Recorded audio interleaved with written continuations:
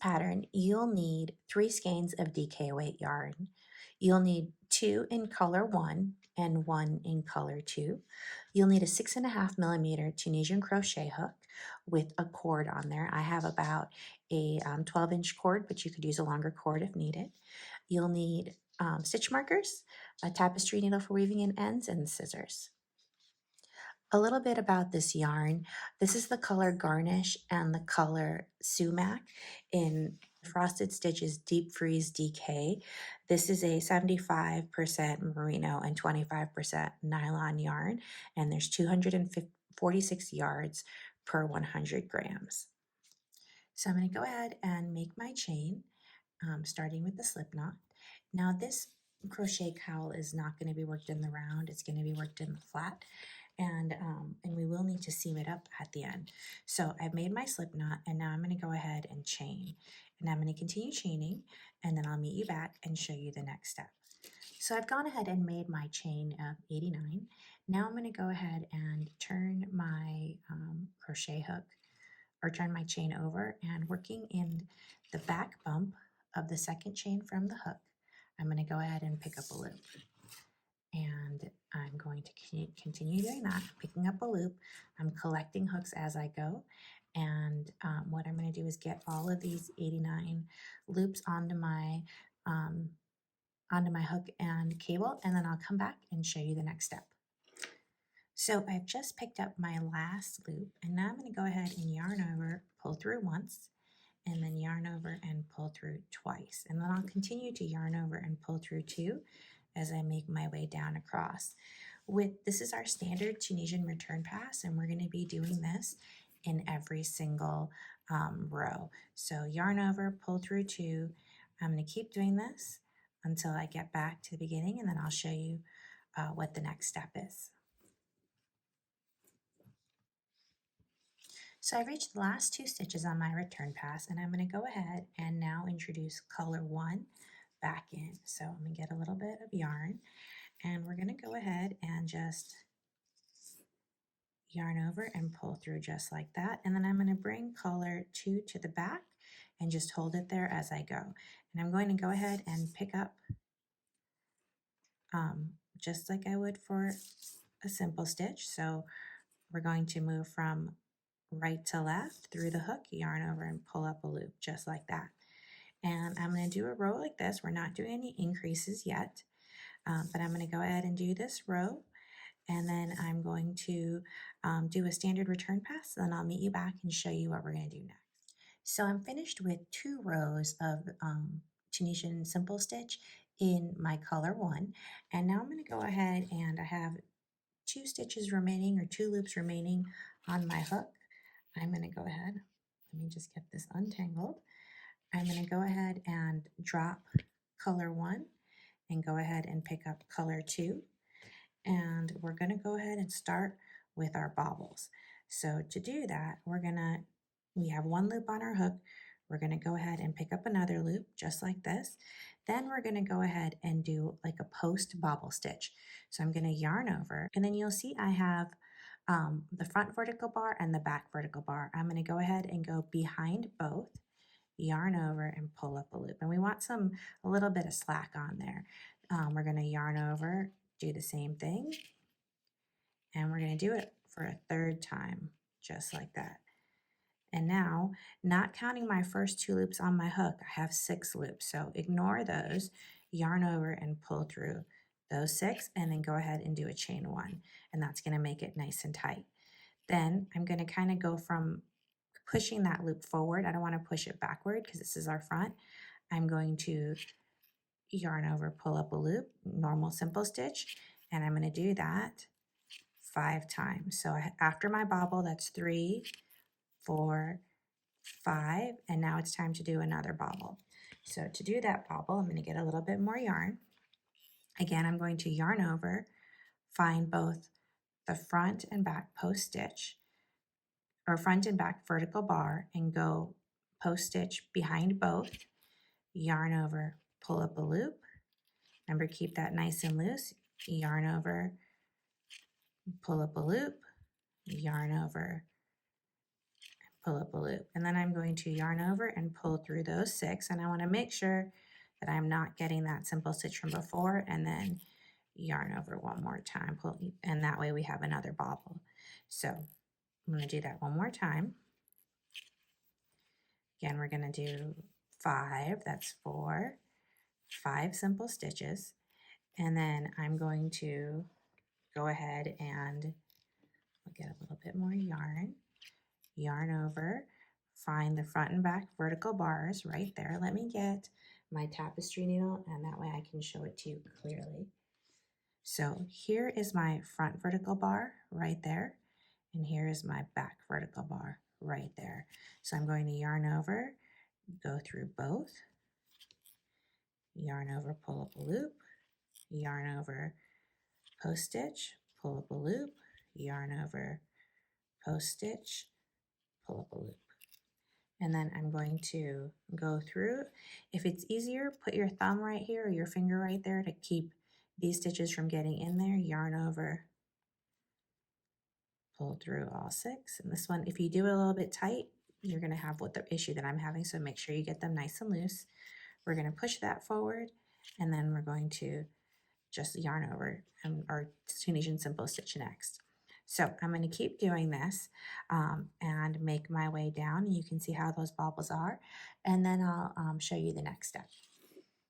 So I'm just finishing up here, and when I get 2 stitches again on my hook, I'm going to go ahead and drop color 2 and pick up color 1.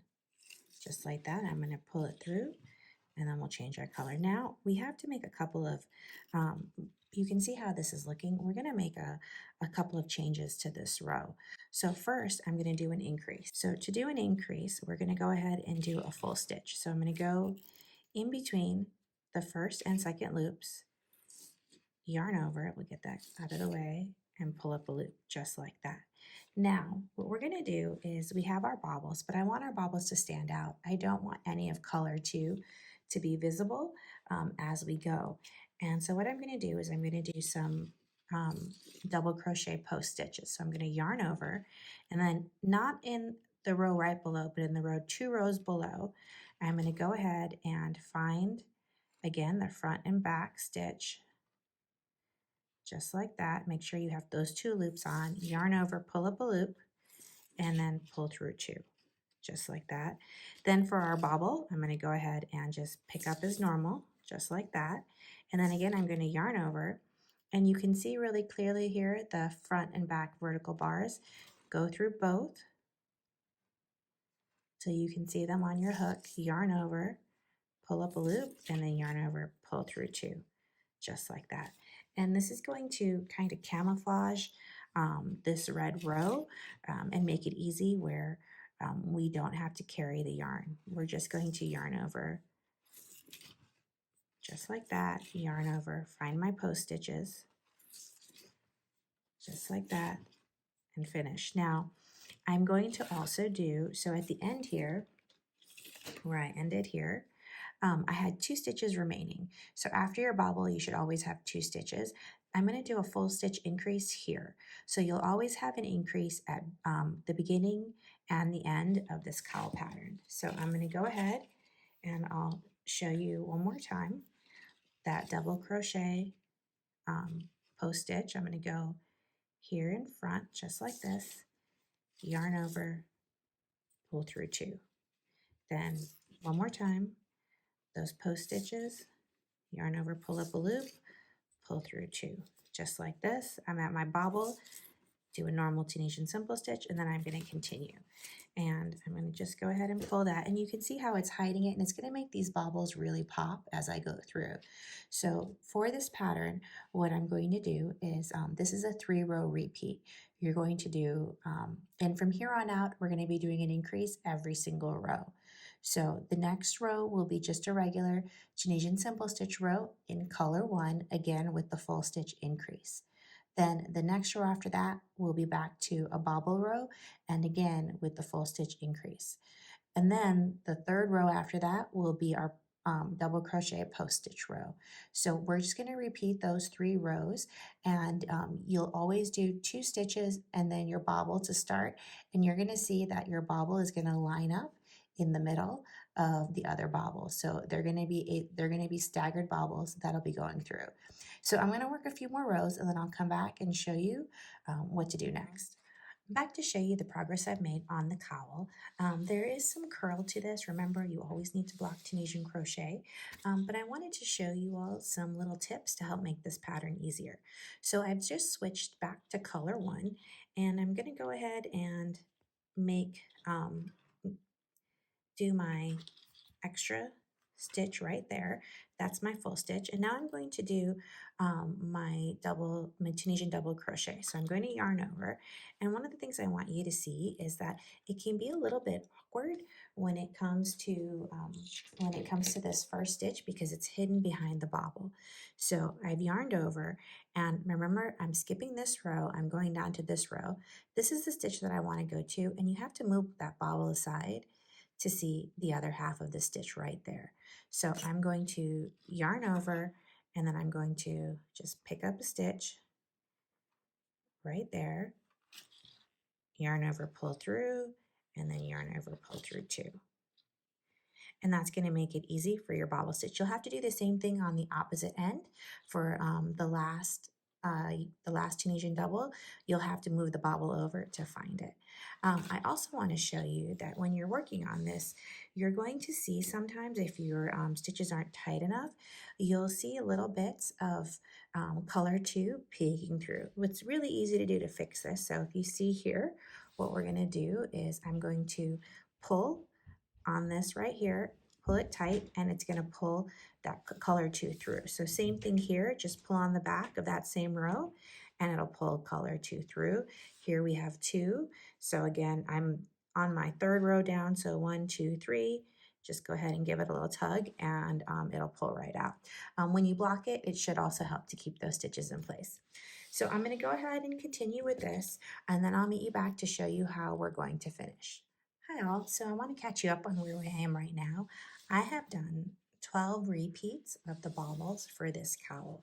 Now, depending on your yardages, you may have enough to do a couple more if you want to have a longer, wider cowl. I'm going to basically leave it here at 12, but I have enough yarn if I wanted to continue. I went ahead, this is my 12th repeat for the bobble. I went and did my double crochet row and then my regular simple stitch row. Then I just did a straight row of simple stitch in color 2 that you can see here, just like that. Now I'm going to show you how we're going to do our bind off. So I'm just going to finish these last 2 stitches. I did do an increase on this last row as well, but I'm going to do a simple stitch bind off. So I'm going to move my hook from right to left, yarn over, pull through, and then pull through again, just like that. And that's going to give me a nice clean edge, and it should match what I'm doing there. So if at this point you no longer need your cord, so if it's bothering you, you can remove it because you're only going to be collecting 1 loop as you go, just like that. So right to left, yarn over, pull through, and then pull through again, like that. So I'm going to finish doing this, then I'm going to go ahead and bind off my color 2.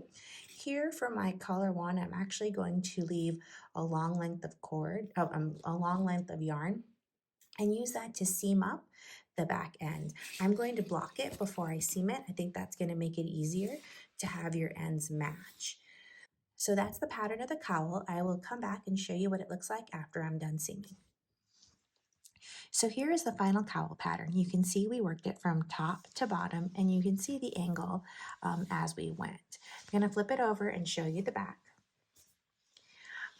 And you can see here, this is where I seamed it, and you can seam it in any way that you want. You're welcome to do a slip stitch or a whip stitch or a mattress stitch, however you prefer. I did stitch it up in color 1. If you wanted to do a contrast, you could also do it in color 2. It's whatever your preference is. I did the 12 rows of I did the 12 repeats, but you're welcome to add more repeats depending on your yardages and how you see fit. So I hope you like this pattern a lot. All the yardages, gauge, and everything else you'll need for this cowl is in the pattern, and I'll link that in below. I hope you like this cowl. This is probably one of my favorite things. I love how the bobble stitches turned out. If you like this, please give this video a thumbs up, and please do subscribe. It helps to grow the channel. Thank you, and happy crocheting!